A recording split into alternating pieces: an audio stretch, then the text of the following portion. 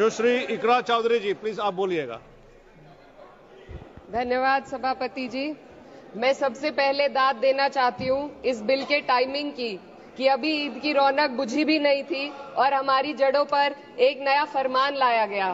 पहले उत्तर प्रदेश में मुसलमानों को नमाज पढ़ने पर रोक लगाई और फिर सौगात में ये बिल लाया गया। निसार में तेरी गलियों पे है वतन, जहाँ चली है रिवाजो गैर कि कोई ना सर उठाकर चल सके। मैं सभापति जी आपको ये बताना चाहती हूँ कि ईद के मौके पर एक विधवा महिला अपनी लड़की के साथ मेरे पास आई और उसने बताया कि वह एक वक्फ की प्रॉपर्टी में रहती है, वही उसके सर पर छत का काम भी करती है और उसकी रोजी रोटी भी वहीं से आती है। वो इस बिल को लेकर इतनी फिक्रमंद थी कि कहीं उससे वो उसकी संपत्ति ना छीन ली जाए।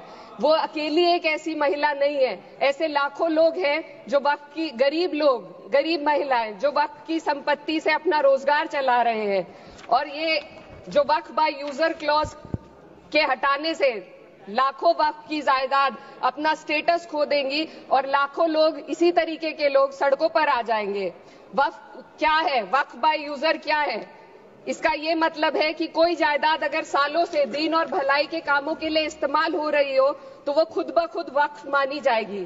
हिंदुस्तान की अदालतों ने भी इस बात को तस्लीम किया है। वक्फ बाय यूजर सिर्फ वक्फ बोर्ड को ही मिली कोई खास सौगात नहीं है, ये बल्कि सभी अन्य धार्मिक ट्रस्टों को परंपरा और यूज के आधार पर बिना किसी डॉक्यूमेंटेशन के धार्मिक चरित्र को डिक्लेयर करने का राइट मिला हुआ है। भारत के संविधान के आर्टिकल 13 क्लॉज 3 में कस्टम और यूसेज को कानूनी वैधानिकता प्रदान करता है। इसी आर्टिकल से वक्फ बाय यूजर भी निकला गया है।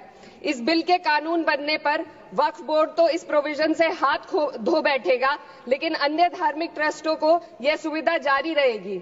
इससे भारतीय संविधान के आर्टिकल 14 और 15 का सीधा उल्लंघन है, जो धर्म और जाति के आधार पर भेदभाव और कानून के सामने सभी की बराबरी पर जोर देता है। मैं इसके साथ ये भी कहना चाहती हूँ कि सत्ता के लोग जो एक दूसरे की पीठ थपथपा रहे हैं कि वक्फ बाय यूजर का जो अमेंडमेंट इन्होंने दिया उसको एक्सेप्ट कर लिया गया है, लेकिन इनकी शरारत यह है कि उसके साथ ही एक ऐसा प्रोवाइजो इसमें शामिल किया गया जिसके आधार पर यह कहा गया है कि अगर कोई भी वक्फ की संपत्ति विवादित हो तो वो अपना वक्फ स्टेटस खो देगी। तो जो अमेंडमेंट इन्होंने दिया है जिसको एक्सेप्ट कर लिया गया है उसका कोई मतलब नहीं है, ये इनकी नीयत है जो साफ जाहिर हो रही है। सोने पर सुहागा एक काम और किया है, सरकार ने वक्फ की कानून के सेक्शन 107 को हटाकर लिमिटेशन एक्ट में 12 साल तक ही किसी के खिलाफ अदालत में जाने का प्रोविजन है। सेक्शन 107 में बोर्ड को लिमिटेशन एक्ट से राहत मिली हुई थी। वक्फ बोर्ड कभी भी अवैध कब्जाधारियों के खिलाफ अदालत जा सकता था। अगर ये सेक्शन ना हो तो अवैध कब्जा करने वाले लोग कानूनी प्रक्रिया का फायदा उठाकर वक्फ की प्रॉपर्टी को हड़प सकते हैं। अन्य धार्मिक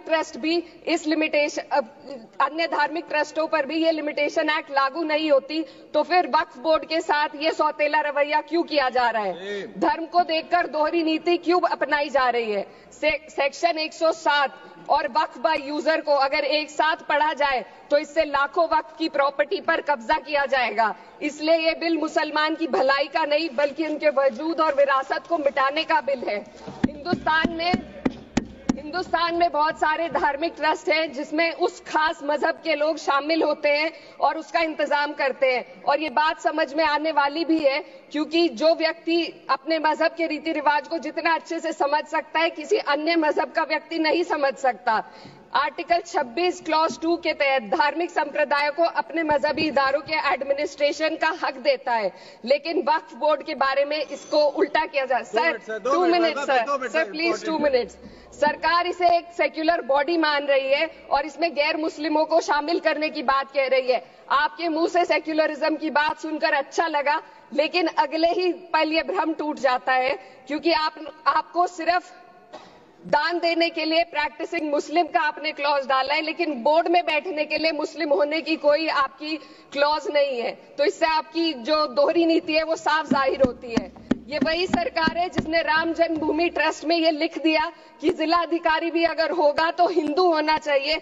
कोई मुझे बताए कि वहां पर सेक्युलरिज्म का रस क्यों नहीं घोला गया। सर, आखिर में मैं अपनी बात को खत्म करने से पहले महिलाओं का मुद्दा बार बार उठाया जा रहा है। सरकार का कहना है कि बोर्ड में मुस्लिम महिलाओं को रिप्रेजेंटेशन देंगे।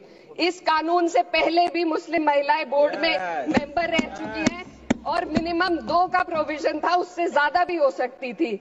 सर, मैं ये कहना चाहती हूँ कि सरकार ने महिलाओं के लिए ऐसा कौन सा नया काम किया जिसका ढिंडोरा सरकार का हर सदस्य पीट रहा है। इस बात की तायद अगर आपकी तरफ से कोई मुस्लिम महिला करती तो हम उसका यकीन भी करते, लेकिन अफसोस आपकी इतनी लंबी कतार में एक भी मुस्लिम महिला नजर नहीं आती है। सर, मैं खुद एक मुस्लिम महिला हूँ, मैं सिर्फ एक सर मैं माइनॉरिटी महिला हूँ। इस सदन में हम सिर्फ 2 महिलाएं हैं और उस नाते से मैं ये बात कहना चाहती हूँ कि इस बिल के माध्यम से मुस्लिम महिलाओं को कुछ नहीं मिल रहा है। ये हमें कुछ नहीं देना चाहते, सिर्फ टोकनिज्म हमारे नाम पर बनाकर एक नैरेटिव मीडिया में चलाना चाहते हैं। तो ये बिल मुसलमान की भलाई का नहीं, उनकी पहचान को मिटाने का है। सर, अंत में मैं बस यही कहना चाहती हूँ कि कागजों की कैद में बस नाम रह जाएंगे, वो जो हमारे थे सिर्फ दावे में रह जाएंगे। इस बिल के द्वारा मीठी ईद के जायके को कड़वा करना, यही असली सौगाते मोदी था। बहुत बहुत